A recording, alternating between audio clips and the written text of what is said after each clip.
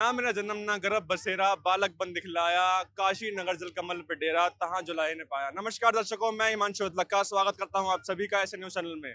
हमारे ऐसे न्यूज की टीम आ पहुंची है आज सतलोक आश्रम श्री धनाना धाम और इस समय हम मौजूद हैं आध्यात्मिक प्रदर्शनी के बाहर। जी हाँ दर्शकों, मैं आपको बताना चाहूंगा कि आज 3 दिवसीय महासमागम का पहला दिन है, जो कि तारीख है 27 जून 2026 और इस समय हम मौजूद हैं आध्यात्मिक प्रदर्शनी के बाहर। जी हाँ दर्शकों, आध्यात्मिक प्रदर्शनी यह खुद ही साबित करती है कि अध्यात्म की प्रदर्शनी, जहाँ पे अध्यात्म का प्रदर्शन किया गया है, अध्यात्म ज्ञान का प्रदर्शन किया गया है, जो कि संत रामपाल जी महाराज जी के द्वारा ज्ञान दिया गया है। उन सभी जो ज्ञान है वो यहाँ पे बताया जाएगा। हेलो मैम, क्या नाम है आपका? सत साहिब जी, मेरा नाम अदिति दासी है। अदिति जी, कहाँ से आई हैं आप? मैं गुड़गांव से आई हूँ। आप गुड़गांव से इतनी दूर से धरना धाम कैसे आए हो, मतलब किस उपलक्ष्य में आए हो? जी जगत गुरु तत्वदर्शी संत रामपाल जी महाराज के पावन सानिध्य में परमेश्वर कबीर साहिब जी के 629वें प्रकट दिवस के उपलक्ष्य में एक विशाल भंडारे का आयोजन विश्व में जितने भी 14 सतलोक आश्रम है, हर सतलोक आश्रम में किया गया है, इसलिए हम यहाँ पे आए हैं संत रामपाल जी महाराज जी के पावन सानिध्य में। तो इस प्रदर्शनी में क्या दिखाया गया है, आप मेरे को बताएंगे प्लीज? इस प्रदर्शनी में जो भी हमारे होली सब ग्रंथ है उनके आधार पर ज्ञान पाया गया है। अब जैसे कि ये कबीर परमेश्वर जी का 629वां प्रकट दिवस मनाया जा रहा है, तो उससे रिलेटेड यहाँ पे कटआउट्स, पोस्टर्स और मॉडल्स के थ्रू यहाँ पे दर्शाया गया है। ठीक है मैम, धन्यवाद। सच्चाई। तो दर्शकों, जैसा कि आपने सुना इनके विचार कि इस प्रदर्शनी में क्या दिखाया गया है, किस किस बारे में बताया गया है, तो चलिए अंदर चलते हैं और आपको इसके बारे में अधिक जानकारी देते हैं। नमस्कार जी, क्या नाम है आपका? सत साहिब जी, मेरा नाम हनीदास है। हनी जी, आप कहाँ से आए हैं? जी, मैं गुड़गांव से हूँ। अच्छा, आप भी गुड़गांव से हैं। तो मेरा पहला प्रश्न आपसे रहेगा कि आपकी क्या सेवा है यहाँ पे, आपका क्या कर रहे हैं? जी, मेरी प्रदर्शनी में गाइड सेवा है। ठीक है। तो क्या आप हमें कुछ बताएंगे इन फ्लैक्स के बारे में, जो यहाँ फ्लैक्स लगे हुए हैं, कलयुग में परमेश्वर कबीर जी का दिव्य प्रकाट्य? जी, आइए बताते हैं। तो आज से 629 वर्ष पूर्व ज्येष्ठ मास की शुक्ल पूर्णिमा के ब्रह्म मुहूर्त में काशी लहर तारा सरोवर में कमल के पुष्प में एक दिव्य बालक प्रकट हुआ। यह कोई साधारण व्यक्ति नहीं, वह पूर्ण परमात्मा कबीर साहिब थे, जो कि एक कमल के फूल पे आके बच्चे की तरह बैठ गए और लीला करने लगे। और आप देख सकते हैं परमात्मा की एक वाणी है कि ना मेरा जन्म ना गर्भ बसेरा बालक बन दिखलाया काशी नगर जल कमल पे डेरा तहां जुलाए ने पाया। मतलब अर्थात कबीर परमात्मा किसी माता के गर्भ से जन्म नहीं लेते। हमारी एनसीईआरटी में लिखा हुआ है क्लास 9th की कि एक विधवा ब्राह्मणी ने लोक लाज के भय से जो कबीर साहब थे उनको किसी तालाब के पास छोड़ के चले गई, जो कि बिल्कुल गलत है। यहाँ देखिए, अर्थात परमात्मा किसी माता के गर्भ से जन्म नहीं लेते, वह अपने निज धाम सतलोक से आकर पृथ्वी पर प्रकट होते हैं। यही कारण है कि कबीर परमेश्वर का जन्मोत्सव नहीं बल्कि कबीर प्रकट दिवस मनाया जाता है। इसी दिव्य प्रकट उनके मूल अनमोलन ज्ञान और मानव कल्याण के संदेश को स्मरण करने के लिए प्रत्येक वर्ष ज्येष्ठ मासी पूर्णिमा को कबीर प्रकट दिवस मनाया जाता है। इसके बाद हमें नेक्स्ट ये जो फ्लैक्स है ये देखने को मिल रहा है, कबीर साहिब जी चारों युगों में आते हैं, तो इसका तात्पर्य क्या है, कुछ एक बार एक्सप्लेन करेंगे आप? सतयुग में सत्सुकृत कह टेरा, त्रेता नाम मुनिंदर मेरा, द्वापर में करुणा में कहाया और कलयुग नाम कबीर धराया। परमात्मा सतयुग में आते हैं सत्सुकृत नाम से, त्रेता में आते हैं मुनिंदर नाम से और द्वापर में आते हैं करुणा में नाम से, और प्रेजेंट टाइम में कलयुग में परमात्मा अपने वास्तविक नाम कबीर नाम से आते हैं और परमात्मा चारों युगों में आते हैं। क्या इस बात का कहीं प्रमाण है? जी, इस बात का प्रमाण हमारी वेदों में है, हमारे जितने भी शास्त्र हैं उसमें है। इसके अलावा हमें यहाँ पे कुछ कटआउट्स देखने को मिल रहे हैं, तो क्या आप हमें ये कटआउट्स एक्सप्लेन करेंगे? तो एक बार आप एक्सप्लेन करेंगे कि ये कटआउट्स किस चीज़ के हैं, यहाँ पे क्या बताया गया है? जी, यहाँ से हमें बताया गया है कि जो सृष्टि की रचना है वो कैसे हुई। बहुत सारे धर्मगुरु बहुत सारी अलग अलग बातें बताते हैं, लेकिन जो हमारे पूर्ण परमात्मा कबीर साहब जी ने बताया है कि सबसे पहले पूर्ण परमात्मा कबीर साहब जी अकेले थे, पूरी सृष्टि में और कुछ नहीं था। परमात्मा जी एक कमल के फूल पे बैठे थे जिसकी अनकाउंटेबल पंखुड़ी थी, बहुत सारी पंखुड़ी थी। उसके बाद क्या हुआ, उसी फूल पे बैठे बैठे परमात्मा जी ने 4 लोक की रचना करी। एक अनामी लोक, दूसरा अगम लोक, तीसरा अलख लोक और चौथा सत्य लोक। उसके बाद परमात्मा जी ने उन चारों लोकों में अलग अलग नाम से विराजमान हो गए। जैसे कि अनामी लोक में अनामी पुरुष के नाम से, अगम लोक में अगम पुरुष के नाम से, अलख लोक में अलख पुरुष के नाम से और सत्य लोक में सत्य पुरुष के नाम से परमात्मा चारों लोकों में अलग अलग नाम से विराजमान हो गए। ठीक है। उसके बाद हमें ये अलग से बहुत सारे द्वीप देखने को मिल रहे हैं। यहाँ पे जो महल हैं उनकी जो है तस्वीरें हमें यहाँ देखने को मिल रही है, कटआउट्स। तो ये क्या दर्शाता है? यहाँ पे बताया गया है कि जो हमारे कबीर परमात्मा जी हैं, उन्होंने एक शब्द शक्ति से 16 द्वीप और मान सरोवर की रचना करी। 16 द्वीप और मान सरोवर की रचना करी एक शब्द शक्ति से। ठीक है, उसके बाद हमें यहाँ पे कुछ व्यक्ति दिख रहे हैं जो हाथ जोड़ के कबीर जी के आगे खड़े हैं, तो इससे क्या एक्सप्लेन होता है यहाँ पे? यहाँ पे सर्वप्रथम परमात्मा जी ने 16 पुत्र उत्पन्न किए थे, जिनके नाम इस प्रकार हैं। पहले पुत्र कुर्म, दूसरे ज्ञानी, तीसरे विवेक, चौथे तेज, पांचवे सहज, छठे संतोष, सातवें सुरति, आठवें आनंद, नौवें क्षमा, 10वें निष्काम, 11वें जलरंगी, 12वें अचिंत, 13वें प्रेम, 14वें दयाल, 15 नंबर धैर्य, 16 नंबर योग संयंत्रण अर्थात योग जीत। तो ये ठीक है। 16 पुत्र सबसे पहले परमात्मा जी ने उत्पन्न करे थे। इसके बाद इसमें क्या दर्शाया गया है, कुछ बताएंगे एक बार इस कटआउट में? इसमें दर्शाया गया है कि जो 12वें नंबर के पुत्र थे अचिंत परमात्मा जी के, परमात्मा जी ने उन्हें भार सौंपा और उन्हें कहा कि अब आगे की जो सृष्टि रचना है वो आप करोगे। ठीक है, उसके बाद क्या हुआ, आप एक बार बताएंगे? अब जो अचिंत थे, जिनको परमात्मा जी ने सृष्टि रचना का भार सौंपा था, उन्होंने क्या किया, अपने एक वचन से, परमात्मा जी ने उन्हें शक्ति दे रखी थी, उन्होंने एक वचन से एक पुत्र उत्पन्न कर दिया, जिनका नाम अक्षर पुरुष या परब्रह्म कह सकते हैं, अक्षर पुरुष या परब्रह्म। ठीक है, उसके बाद हमें यहाँ पे कुछ अद्भुत दृश्य देखने को मिल रहा है अलग सा ही। इसमें क्या दर्शाया है? तो जिसको अचिंत जी ने उत्पन्न किया था अक्षर पुरुष या परब्रह्म, वो जाके मान सरोवर में सो गए। अब मान सरोवर जो सतलोक में है, सतलोक में ना जन्म होता है, ना मृत्यु होता है, ना बुढ़ापा है, ना ही कोई पैदा होता है। वहां पे तो हम पानी में भी जाके सो सकते हैं, वहां श्वास उश्वास से शरीर नहीं है। तो बहुत सारे युगों तक वो अक्षर पुरुष सोता रहा। उसके बाद परमात्मा जी ने जल से थोड़ा सा पानी लिया और एक अंडा बना के छोड़ दिया। अब अंडा नीचे जा रहा था, तो क्या हुआ, जैसे ही अक्षर पुरुष अंडे को देखता है, क्रोध होके वो अंडा फूट जाता है, उस अंडे से निकलता है क्षर पुरुष। अंडा फूट गया और उस अंडे से निकलता है क्षर पुरुष। उसके बाद यहाँ पे कुछ अलग दृश्य देखने को मिल रहा है, एकदम ही डिफरेंट। इसमें क्या बताया है? यहाँ पे बताया गया है कि कबीर परमात्मा जी ने अचिंत को एक लेसन सिखाना था कि जो परमात्मा जी होते हैं उनके अलावा सृष्टि रचना और कोई नहीं कर सकता। यहाँ पे कबीर परमात्मा जी ने 6 दिन में पूरी सृष्टि रच दी और 7वें दिन अपने तख्त पे जाके विराजमान हो गए। ये प्रमाण हमारे बाइबल में भी है और बहुत सारे सदग्रंथों में है। इसके बाद हमें यहाँ एक व्यक्ति तप करता हुआ दिखाई दे रहा है और कुछ मांगता दिखाई दे रहा है। इसमें क्या दिखाया है? जैसे कि परमात्मा जी ने 16 पुत्र और 16 द्वीप बनाए थे, तो जो अचिंत से अक्षर पुरुष फिर 6 पुरुष जो निकले थे, तो यहाँ आप देख सकते हैं परमेश्वर कबीर साहब जी ने परमेश्वर कबीर साहब जी के आदेश से अचिंत जी 1, अक्षर पुरुष 2 और ज्योति निरंजन को 3 एक ही द्वीप में रखा। तो यहाँ पे क्या हुआ, ज्योति निरंजन ने तप करना स्टार्ट कर दिया और जिसके बदले में परमात्मा जी से उन्होंने 21 ब्रह्मांड मांगे, तो परमात्मा जी ने यहाँ पे 21 ब्रह्मांड दे दिए। जैसे कि कोई बिजनेसमैन होता है, अपने बच्चे को 21 प्लॉट दे देता है, वैसे ही परमात्मा जी ने यहाँ 21 ब्रह्मांड दे दिए। उसके बाद ज्योति निरंजन ने दोबारा 70 युग तप किया। दोबारा 70 युग तप करने के बदले में उन्होंने कहा, परमात्मा जी मुझे कुछ सामग्री चाहिए सृष्टि रचना करने के लिए। तो परमात्मा जी ने कहा कि आपके जो नंबर 1 के जो सबसे बड़े भाई हैं कुर्म, पहले जो पुत्र थे परमात्मा जी के वो कुर्म थे, तो उनके पास ये सारी सामग्री है, आप जाके उनसे प्यार से विनम्रता पूर्वक मांगिएगा। तो क्या हुआ, यहाँ देख सकते हैं जो कुर्म जी थे वो बैठे हुए थे, ध्यान लगा रहे थे। तो जो ज्योति निरंजन थे उन्होंने जाके उनका मुकुट हिला दिया और उससे 3 गुण और 5 तत्व निकले, जो कि वो लेके भाग गए। उसके बाद क्या हुआ, यहाँ पे उसके बाद ज्योति निरंजन ने 64 युग दोबारा तप किया। 64 युग दोबारा तप करने के बाद कबीर परमात्मा जी ने पूछा कि भाई अब क्या चाहिए आपको। उसके बाद इन्होंने कहा कि मुझे कुछ हंस आत्माएं चाहिए। अब जब ये क्या कहते हैं तप कर रहे थे, तो हम सब वहाँ पे सतलोक में पहले रहते थे, तो इनकी तरफ हम अट्रैक्ट हो गए। जैसे कि यहाँ पे कोई सलमान खान या बड़ा सेलिब्रिटी आ जाए तो हम अट्रैक्ट हो जाते हैं। तो क्या हुआ, परमात्मा ने बोला कि ये मेरी हंस आत्माएं हैं, इन्हें मैं नहीं दे सकता, लेकिन एक शर्त पे दे सकता हूँ, अगर कोई आत्मा अपनी इच्छा से जाना चाहे। तो कबीर परमात्मा जी यहाँ खड़े हो गए सारे। इसका मतलब ये है कि ज्योति निरंजन ने कबीर साहिब जी से सिंपल प्रार्थना करी कि आप मेरे साथ जो 21 ब्रह्मांड उन्होंने मांगे थे उनमें आत्माएं भेज दीजिए। जी, ठीक है, उसके बाद क्या हुआ, सारी आत्माएं खड़ी थी लाइन से और परमात्मा जी आके खड़े हो गए। परमात्मा जी ने सबसे पूछा भाई कौन जाना चाहता है ज्योति निरंजन के साथ। थोड़ी देर वहाँ पे शांति थी, उसके बाद एक आत्मा ने हाथ खड़ा किया।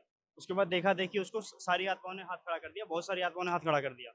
उसके बाद परमात्मा जी ने जिसने सबसे पहले हाथ खड़ा किया था उसको एक सुंदर सी स्त्री बना दी, और लेकिन उसके अंदर स्त्री जो इंद्री होती है वो नहीं लगाई। और परमात्मा जी ने आशीर्वाद दे दिया कि बेटी जितने भी लोगों ने हाथ खड़ा किया था मैंने उन सबका नंबर नोट करके तुम्हारे अंदर सूक्ष्म रूप में डाल दिया है, जितना ज्योति निरंजन बोलेगा आप उत्पन्न कर देना।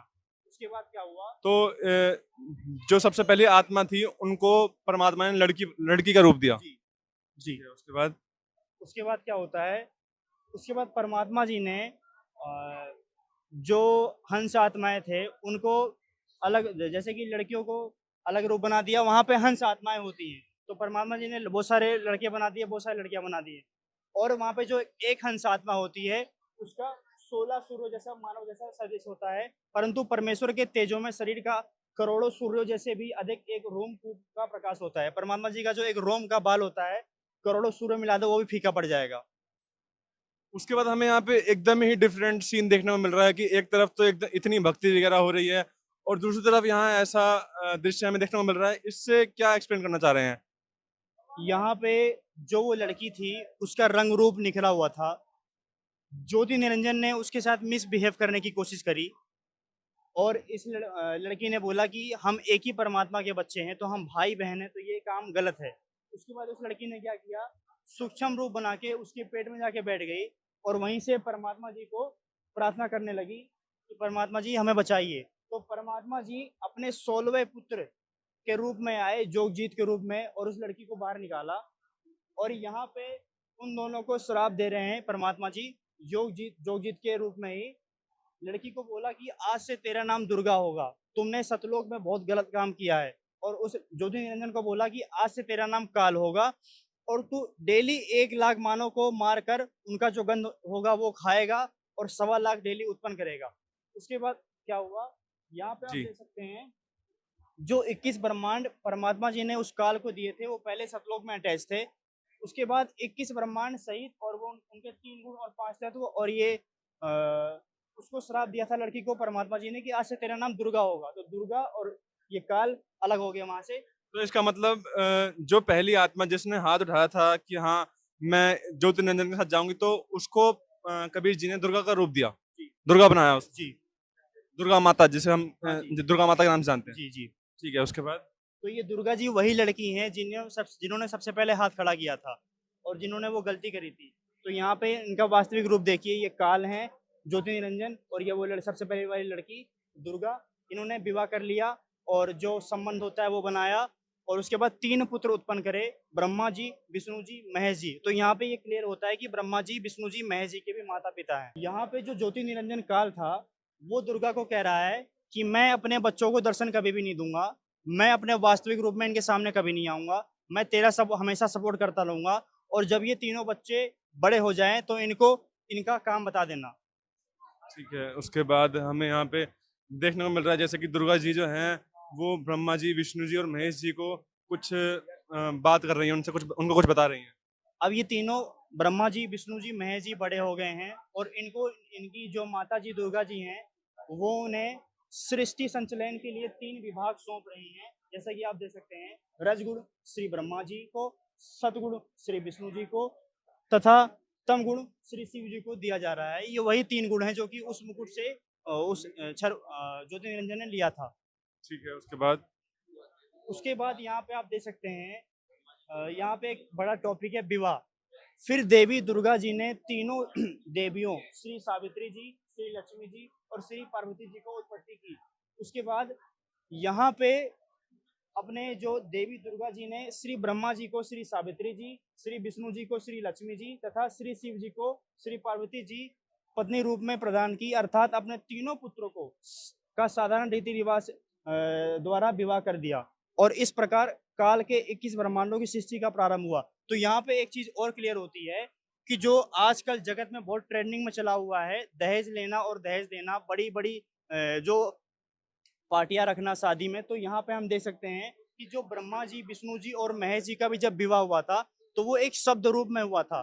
ना कि कोई ढोल नहीं था वहाँ पे, कोई नगाड़ा नहीं था, कोई डांस नहीं था, ना कि कोई बाराती आए थे, सिर्फ एक शब्द रूप में ये हुआ था। और ऐसे ही हमारे संत रामपाल जी महाराज जी के आश्रम में होता है, जिसको हम बोलते हैं विवाह को हम संत भाषा में बोलते हैं सर रामायणी। मैं आपसे एक बात जानना चाहूंगा कि आपने इतने बड़े अच्छे तरीके से जो है सृष्टि रचना को बताया, लेकिन अभी तक जो है हम जानते हैं कि ब्रह्मा जी ने सृष्टि रची है, तो ये बात कहाँ तक सच है? देखिए, जो सृष्टि की रचना है वो कबीर परमात्मा जी ने किया है, जिसका प्रमाण हमारे बाइबिल में है, जिसका प्रमाण हमारे चारों वेदों में है, जिसका प्रमाण हमारे गीता जी में है। और जो सृष्टि की रचना अभी कटआउट्स के माध्यम से बताई गई है, ये कबीर परमात्मा जी का ज्ञान है, जो कि संत रामपाल जी महाराज जी जो हमारे गुरु जी हैं, उन्हीं का स्वरूप हैं। उन्होंने हमें ये ज्ञान दिया है और हम सबको ये बता रहे हैं। तो ये बिल्कुल ऑथेंटिक रूप से विद प्रमाण बताया जा रहा है। ब्रह्मा जी ने सृष्टि की रचना नहीं की है। ठीक है, धन्यवाद। सच है। तो दर्शकों, जैसे जैसे ही हम आगे बढ़ रहे हैं वैसे वैसे हमें और भी अद्भुत जो है दृश्य देखने को मिल रहे हैं। यहाँ पे हमारे यहाँ पीछे कुछ कुंड बन रखे हैं, कुछ तालाब बन रखे हैं, तो चलिए इनके बारे में जानते हैं। आखिर ये तालाब जो है, ये कुंड जो है, ये क्या दर्शाते हैं? हेलो मैम, कैसे हो आप? सच है, मेरा नाम प्रिया है। प्रिया जी, कहाँ से आई हैं आप? गुड़गांव। क्या आप हमें ये एक्सप्लेन करेंगे कि यहाँ पे क्या दर्शाया गया है, इस जो मॉडल है यहाँ पे जो बनाया गया है इसके माध्यम से? ये जो समागम है सबसे पहले संत रामपाल जी महाराज जी के सानिध्य में परमेश्वर कबीर साहिब जी के 629वें प्रकट दिवस के उपलक्ष्य में समागम मनाया जा रहा है। उसी के उपलक्ष्य में ये प्रदर्शनी लगाई गई है। रही बात इस फ्लेक्स की, यहाँ ये बताया गया है कि जो पूर्ण परमात्मा है वो सह शरीर सतलोक से चलकर आते हैं और सह शरीर सतलोक वापस जाते हैं। उनका ना तो जन्म होता है ना मृत्यु होता है। जब परमात्मा सतलोक से सह शरीर चलकर आए थे तब परमात्मा काशी के लहरतारा तालाब में प्रकट हुए थे। और उस समय जब परमात्मा ने उस समय के जो दृष्टा थे, प्रत्यक्ष दृष्टा बने थे, वो ऋषि अष्टानंद जी थे, जैसे कि आप देख सकते हो वहां बैठे हुए हैं। तब उन्होंने परमात्मा को आते हुए देखा था, वो यहाँ बताया है। आगे यहाँ बताया जा रहा है कि जब वो अपनी साधना कर रहे थे ऋषि अष्टानंद जी, उसके बाद फिर जब परमात्मा कमल के फूल पे प्रकट हुए, तो परमात्मा का जो तेजपूर्ण शरीर था वो परमात्मा ने जो नूर था उसको सिमट लिया। तो सिमटने के बाद वो जो उनकी चरम दृष्टि थी वो नहीं देख पाए, तो उनकी भी आंखें बंद हो गई। आंखें बंद होने के बाद उन्होंने क्या देखा कि आकाश रहित एक शिशु रूप में उनको बालक दिखा। वो देखने के बाद वो वहां से चले गए, उन्होंने उस चीज पे गौर नहीं किया। उसी समय पे नीरू नीमा नाम के निसंतान दंपति थे, जो कि निसंतान थे, उनको पुत्र प्राप्ति नहीं थी। वो पहले हिंदू समाज में थे, ब्राह्मण थे, बट उनका धर्म परिवर्तन करवा दिया गया था जिससे वो मुसलमान बन गए थे। और जैसे कि ब्रह्म मुहूर्त के समय में वो स्नान करने गए थे, तो जो नीरू थी वो स्नान करने गई, वो बाहर आए। उसके जो पति थे वो गए अंदर स्नान करने। जब वो बाहर आए तो क्या देखते हैं कि वो कमल के फूल पे एक चीज हिल रही है। अब जो पत्नी थी उन्होंने देखा कि कहीं सर्प ना हो, मेरे पति को डस ना ले। जब उन्होंने पास से जाके देखा तो उन्होंने देखा कि कमल के फूल पर एक बालक है।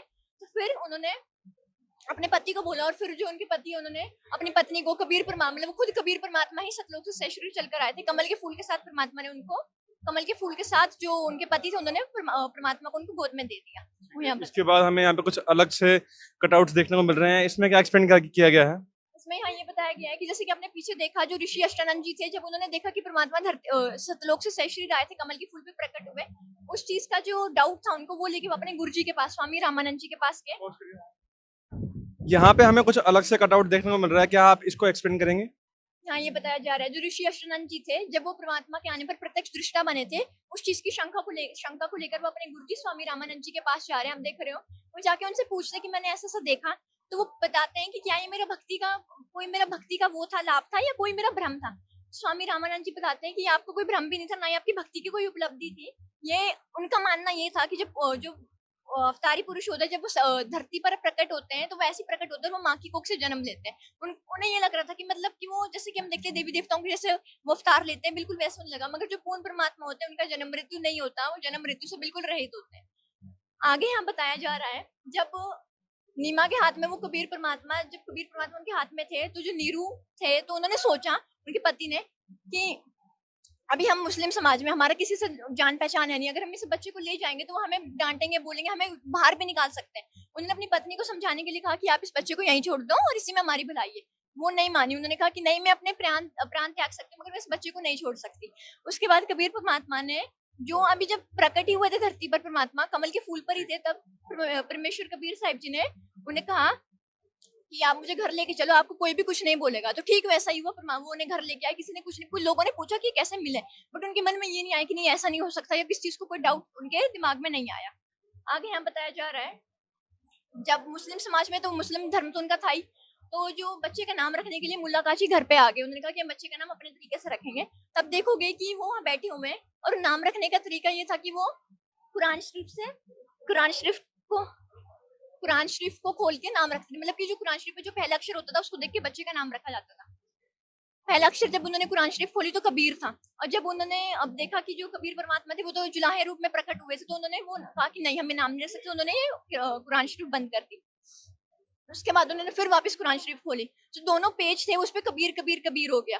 उन्होंने फिर बंद की, उन्होंने जब तीसरी बार खोली तो पूरी कुरान शरीफ कबीर हो गई। उसके बाद कबीर परमात्मा ने कहा कि मुल्ला काजी मेरा नाम कबीर ही रहेगा, और मैं अपने वास्तविक नाम कबीर से ही धरती पर प्रकट होता हूँ। तो वहां से फिर वो चले गए। उन लगा पता नहीं क्या बच्चे ने, मैं पता नहीं क्या जादू चंतर है जो मतलब कि पूरी कुरान शरीफ में कबीर कबीर हो गया, वो वहां से चले गए। उसके बाद रामेश्वर कबीर साहब जी आगे 25 दिन के हो गए और उन्होंने कोई भी अनुग्रह नहीं किया। उसको देख के जो उनकी मुंह बोली माँ थी नीमा, उन्हें बहुत टेंशन हुई कि मेरा बच्चा कुछ खाएगा नहीं तो मर ही जाएगा। पहले वो हिंदू समाज में होने के नाते वो शिव जी को माना करते थे, चाहे वो मुसलमान बन गए थे, बट उनकी जो आस्था थी वो शिव जी में थी। तो परमेश्वर कबीर साहब जी ने शिव जी को प्रेरणा दी और शिव जी वहां अपने शिवलोक से चलकर आए धरती पर। आप देख सकते हो साधु रूप में वो वहां आए, और फिर उन्होंने उनसे पूछा कि आपको क्या दुख है। तो उन्होंने बताया कि 25 दिन पहले मुझे कमल के फूल पर एक बालक प्राप्त हुआ था और वो अभी कुछ खा नहीं रहा है और उसकी बहुत जल्दी मृत्यु हो जाएगी।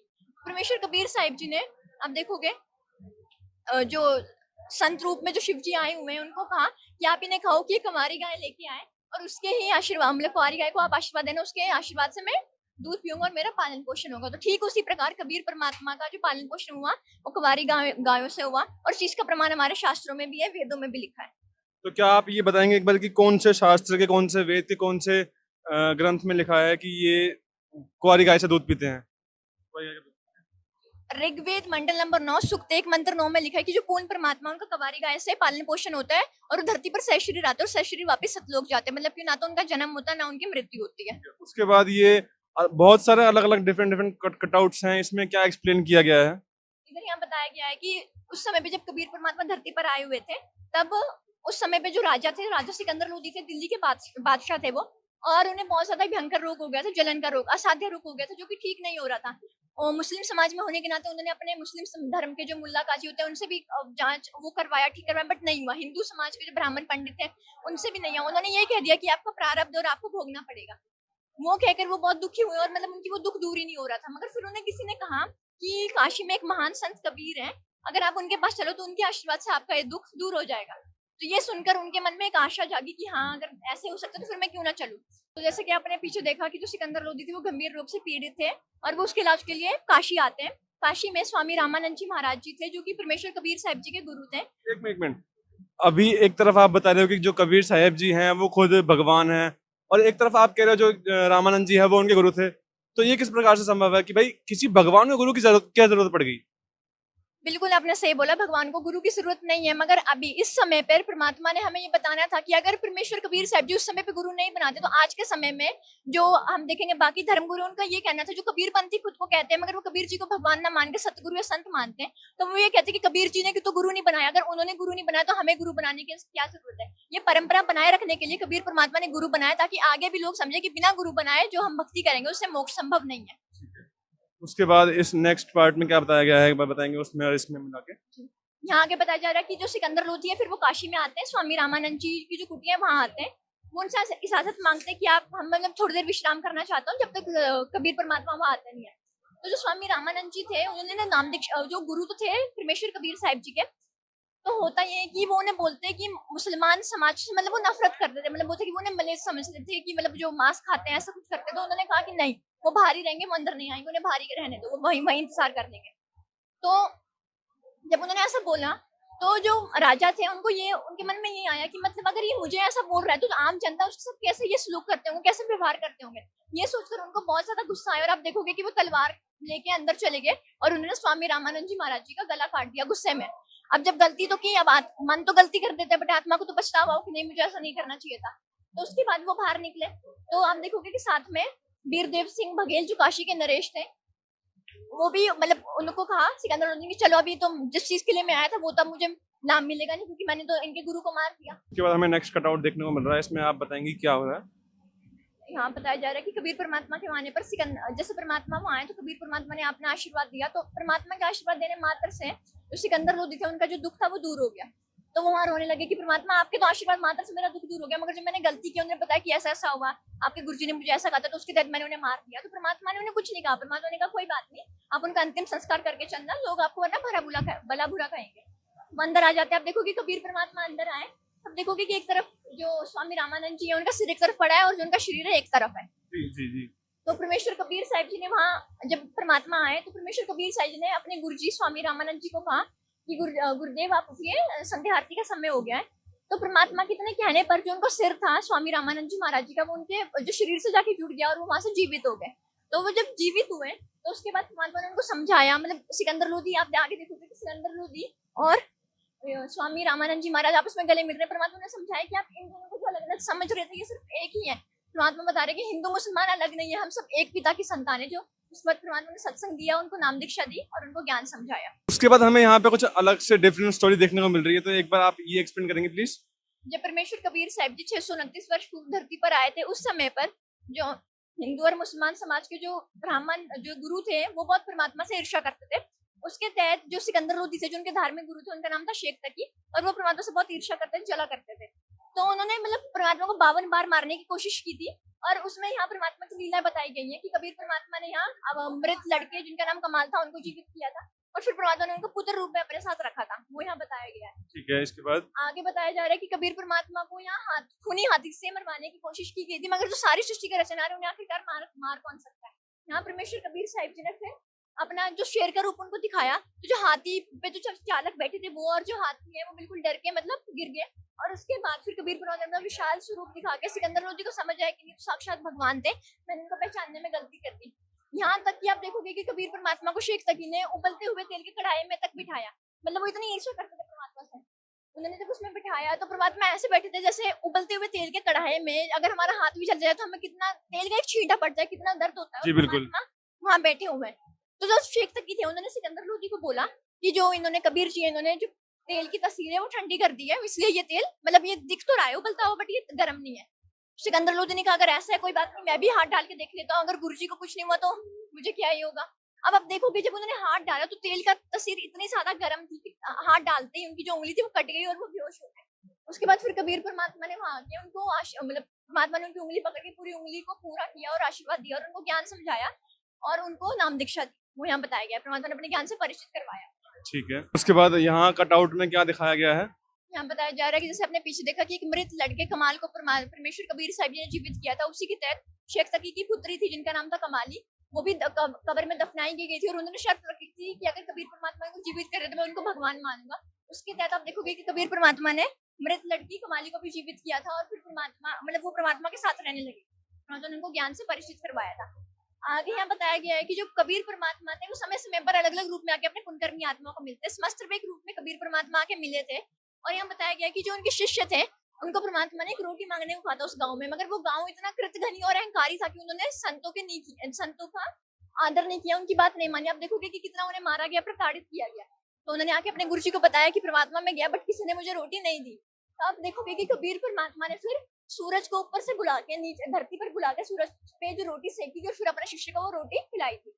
हम बताया। अब आप सोचने वाली बात ये भी है कि अब आपके मन में ये भी आ सकता है कि अगर वो चाहते हैं तो वो सूरज को नहीं भी बुलाते, वो तो कुछ भी कर सकते थे। बिल्कुल वो कुछ भी कर सकते थे, बट परमात्मा ने यहाँ सबक देना था और समझाना था। परमात्मा ने यहाँ समझाना था कि अगर हम संतों को सताते हैं तो उसका क्या परिणाम हमें देखने को मिलता है। तो वो यहाँ बताया गया कि परमात्मा समय समय पर आके अपने पुण्यकर्मी आत्मा को मिलता है, उनके लिए परमात्मा धरती पर आते हैं, तत्व ज्ञान का प्रचार करते हैं और उनको शास्त्र अनुसार भक्ति प्रोवाइड करवाते हैं। ठीक है मैम, थैंक यू। सत्सय। तो दर्शकों, जैसा कि आपने सुना, आपने देखा हमारे साथ साथ कि किस प्रकार से कबीर परमेश्वर जी इस धरती पे आए, उन्होंने अपनी लीला करी, किस प्रकार से उन्होंने इस सृष्टि की रचना करी और यहाँ आने के बाद उन्होंने क्या क्या लीलाएं करी, किस किस को किस प्रकार से जो है ज्ञान समझाया अपना, इन सभी के बारे में जो है बेसिकली कबीर जी के पूरे जीवन के बारे में बताया गया है कि उनका जीवन किस प्रकार से बीता, किस प्रकार से कुंवारी गाय के जो है दूध से उनकी परवरिश हुई, उसके बाद कहाँ कहाँ वो गए, कहाँ कहाँ उन्होंने अपना ज्ञान समझाया। इसके आगे इस प्रदर्शनी में जो है अन्नपूर्णा मुहिम के बारे में बताया गया है, जिसका नारा है रोटी कपड़ा चिकित्सा शिक्षा और मकान, हर गरीब को दे रहा कबीर भगवान। जी हाँ दर्शकों, यह झूठ नहीं, यह सच बात है कि अन्नपूर्णा मुहिम के तहत संत रामपाल जी महाराज हर उस गरीब को, हर उस जरूरतमंद को रोटी, कपड़ा, शिक्षा, चिकित्सा और मकान भी मुहैया करवा रहे हैं जिसको उसकी जरूरत है। अन्नपूर्णा मुहिम के तहत जो रोटी है, जो राशन है, उसमें मैं आपको दिखाना चाहूंगा कि 25 किलो आटा, 4 किलो चीनी, 5 किलो चावल, टाटा टी अग्नि की चाय पत्ती, सरसों का तेल 2 किलो, चने हो गए, दालें हो गई, हल्दी मसाले जितने भी हैं सब तरीके के, साबुन हो गए, नमक हो गया, खादी वाला साबुन हो गया, कपड़े धोने के लिए सर्फ हो गया, ये पाउडर के डब्बे हो गए, दूध के पाउडर के डब्बे, आलू, प्याज। जी हाँ दर्शकों, हर चीज जो संत रामपाल जी महाराज अपनी तरफ से दे सकते हैं वह हर चीज दे रहे हैं किसी भी गरीब परिवार को जो भी जरूरतमंद है। इसके अलावा केवल यह जो अन्नपूर्णा मुहिम है यह सिर्फ राशन तक सीमित नहीं, इसके अलावा संत रामपाल जी महाराज हर गरीब परिवार को कपड़े, चप्पल, जूते, कंबल, रजाई सब चीज मुहैया करवा रहे हैं। जी हाँ दर्शकों, जैसे कि आप सभी देख सकते हैं यहाँ पे जितने भी कंबल हैं, रजाइयाँ हैं, सब चीज यहाँ पे बड़े ही अच्छी तरीके से जो है दर्शाई गई है। जो भी संत रामपाल जी महाराज की अन्नपूर्णा मुहिम के तहत इन गरीबों को, गरीब परिवारों को जो है मुहैया करवाया जा रहा है। इसके अलावा चिकित्सा का भी जो है संत रामपाल जी महाराज ने बेड़ा उठाया है गरीबों के लिए। जो भी गरीब आदमी है, जरूरतमंद जो व्यक्ति है, वह अपनी बीमारी का इलाज खुद नहीं कर सकता, स्वयं नहीं कर सकता, वो असमर्थ है इतना खर्चा करने में, तो उनके लिए संत रामपाल जी महाराज दवाइयों का भी प्रबंध कर रहे हैं, उनके इलाज का भी जो है प्रबंध कर रहे हैं। संत रामपाल जी महाराज ने गरीब बच्चों को ध्यान में रखते हुए, उनकी शिक्षा को ध्यान में रखते हुए अन्नपूर्णा मुहिम के तहत उनको शिक्षा प्रदान करने का भी जो है वादा किया है। जैसे कि आप सभी देख सकते हैं यहाँ पे स्कूल ड्रेस, कॉपी, किताबें, जूते, चप्पल, जो भी एक बच्चे की नीड होती है स्कूल में, पेंसिल्स हो गई, चाहे यूनिफॉर्म हो गई, वह सभी संत रामपाल जी महाराज जो है उन सभी का बेड़ा उठा रहे हैं। इसके बाद हमें यहाँ देखने को मिलता है कि संत रामपाल जी महाराज जो है घर का सामान भी देते हैं। अगर कोई व्यक्ति असमर्थ है इन सब चीजों को लेने में, तो संत रामपाल जी महाराज जो है ये सभी चीजें जो है गरीबों को मुहैया करवा रहे हैं। तो मैं तो सिर्फ यही कहना चाहूंगा कि इस बात से एक ही बात साबित होती है कि संत रामपाल जी महाराज ने जो है हर उस गरीब को, हर उस जरूरतमंद को जो है गोद ले लिया है। केवल ये जो अन्नपूर्णा मुहिम है यहाँ तक सीमित नहीं, इसके अलावा भी संत रामपाल जी महाराज जो है आवास निर्माण सेवा के तहत जो है गरीबों के लिए मकान बनवा रहे हैं। वह गरीब जो अपना खुद का घर बनाने में, खुद का जो है घर लेने में असमर्थ हैं, जो खुद झुग्गी या झोपड़ियों में रहते हैं, उनके लिए संत रामपाल जी महाराज जो हैं अन्नपूर्णा मुहिम की आवास निर्माण सेवा के तहत जो है ये मकान बनवा रहे हैं। जैसे कि आप देख सकते हैं, समर्थ कबीर जी की दया से मिला सिर पर छत का साया। जी हाँ दर्शकों, एक गरीब के लिए एक मकान बनवा के दे रहे हैं, तो उसके लिए कोई महल से कम नहीं, तो ये सुदामा का महल कहलाएगा। इसके अलावा हम देख सकते हैं यहाँ पे ये नेम प्लेट लगाई गई है, समर्थ कबीर जी के सुदामा का महल। इसके साथ साथ जो है अन्नपूर्णा मुहिम की यहाँ लाइन भी लिखी गई है, रोटी, कपड़ा, चिकित्सा, शिक्षा और मकान हर गरीब को देगा कबीर भगवान। तो इससे एक ही बात साबित होती है कि संत रामपाल जी महाराज देशद्रोही नहीं, देश की धरोहर है। ये प्रदर्शनी खत्म होने का नाम तक नहीं ले रही। जैसे जैसे हम आगे बढ़ रहे हैं वैसे वैसे हमें और भी जो है अद्भुत चीजें देखने को मिल रही हैं। जो अन्नपूर्णा मुहिम है वह केवल रोटी, कपड़ा, शिक्षा और चिकित्सा और मकान तक सीमित नहीं, इसके अलावा संत रामपाल जी महाराज ने हर उस बाढ़ पीड़ित किसान को, जो हरियाणा, पंजाब में जो बाढ़ आई थी, उसके वहां पे जो भी किसान पीड़ित थे बाढ़ के पानी से, जो वहां पे बाढ़ का पानी भरा हुआ था, संत रामपाल जी महाराज ने वहां पर भी अपनी जो है सहायता प्रोवाइड करवाई थी, सहायता दी गई थी वहां पे संत रामपाल जी महाराज द्वारा मोटरें और पाइप दे गए। जी हाँ दर्शकों, गाँव को संत रामपाल जी महाराज ने मोटरें और पाइप दी थे, कई कई फुट तक पाइप दी थे, ताकि उनका पानी निकल सके और अगली फसल की जो बिजाई है वो जल्दी से हो सके। जैसे कि आप सभी देख सकते हैं, हमारे जो पीछे इतने सारे अवार्ड्स लगे हुए हैं, इतने सारे जो है सम्मान यहाँ लगे हुए हैं, यह सभी सम्मान जो है संत रामपाल जी महाराज को दिए गए हैं अन्य अन्य गांवों के पंचायतों के द्वारा। जैसे कि आप सभी देख सकते हैं, यह है समस्त ग्रामवासी ग्राम पंचायत गुराना। जी हाँ दर्शकों, यह है संत रामपाल जी महाराज को गुराना ग्राम पंचायत ने जो है यह सम्मान भेंट किया है, क्योंकि संत रामपाल जी महाराज ने उस गांव में भी जो है मोटरें और पाइप दिए थे। जैसे कि आप सभी देख सकते हैं, पगड़ी। जी हाँ दर्शकों, पगड़ी जो है किसी भी इंसान का यहाँ पे सम्मान माना गया है। तो यहाँ पे एक नहीं, दो नहीं, हजारों की संख्या में जो है यहाँ पे पगड़ियां भेंट की गई हैं संत रामपाल जी महाराज को अन्य अन्य गांवों और खापों द्वारा, पंचायतों द्वारा। और इसके अलावा केवल पगड़ियां ही नहीं, इसके अलावा कितने सारे अवार्ड्स हैं जो अवार्ड्स हैं यहाँ पे हमें देखने को मिल रहे हैं कि किसी में संत रामपाल जी महाराज ने 8,000 फुट पाइप दिया, किसी में 10,000, किसी में 12,000, किसी में जो है 20-20 हजार तक भी जो है संत रामपाल जी महाराज ने जो है पाइप और मोटरें जो है प्रोवाइड करवाई हैं गांव के लिए, ताकि उन गरीब किसानों का जो है भला हो सके। संत रामपाल जी महाराज सभी के बारे में जो है एक समान सोचते हैं।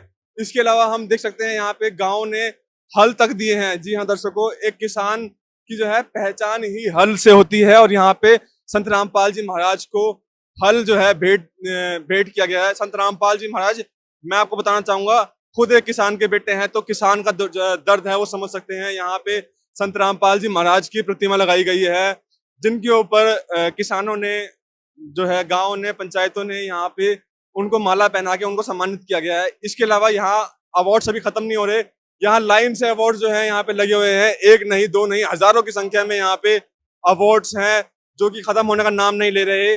संत रामपाल जी महाराज ने इतनी जो है किसानों की, गांवों की, पंचायतों की मदद करी है, बाढ़ पीड़ितों की, कि उसका कोई गिनती ही नहीं है। 400 से अधिक जो है गांव बाढ़ पीड़ित थे जहां पे संत रामपाल जी महाराज ने अपनी सहायता पहुंचाई है। हम देख सकते हैं अवार्ड जो है खत्म होने का नाम नहीं ले रहे, चलते जा रहे हैं। इसके साथ पगड़ियां जो है वो अभी तक जो है लाइन से यहाँ लगी हुई हैं। तो इससे तात्पर्य यह है कि संत रामपाल जी महाराज सबके बारे में सोचते हैं, कोई किसी को ऊंच नीच का जो है भेदभाव नहीं करते। संत रामपाल जी महाराज के कल्याणकारी कार्य है, मैं जितने गिनाऊं उतने का, मैं दहेज मुक्त विवाह, नशा मुक्त भारत, रक्तदान शिविर, जी हाँ दर्शकों, यह सभी कल्याणकारी कार्य संत रामपाल जी महाराज द्वारा चलाए गए हैं। यह सभी कल्याणकारी कार्य संत रामपाल जी महाराज द्वारा किए गए हैं ताकि वह जगत का कल्याण कर सकें।